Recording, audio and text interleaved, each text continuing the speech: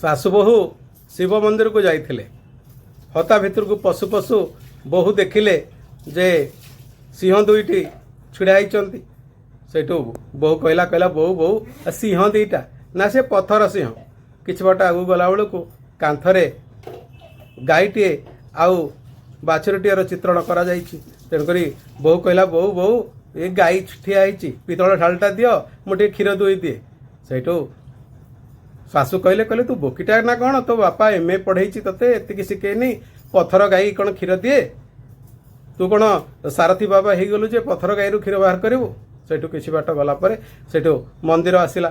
ମନ୍ଦିର ଭିତରକୁ ପଶୁ ପଶୁ ବୋହୂକୁ ଶାଶୁ କହିଲେ ସାପ ତାଙ୍କୁ ମୁଣ୍ଡିଆ ମାର। ସେଇଠୁ ବୋହୂ କହିଲା ବୋହୂ ଆଉ ଆମ ପାଇଁ ହେଉଛ ତମେ ଭଗବାନ, ତମେ ଭଗବାନ, ବାପା ଭଗବାନ, ଆମର ଯେ ପୂର୍ବପୁରୁଷ ସେମାନେ ଭଗବାନ, ଆଉ ଇଏ ପଥର ମୂର୍ତ୍ତି, ଇଏ ଧାତୁ ମୂର୍ତ୍ତି, ଏଗୁଡ଼ାକ ସବୁ କ'ଣ ଭଗବାନ? ତେଣୁକରି ବୋହୂ ଜାଣିଗଲେ ଇଏ ହେଉଛି ସଂସ୍କାରବାଦୀ ଝିଅ।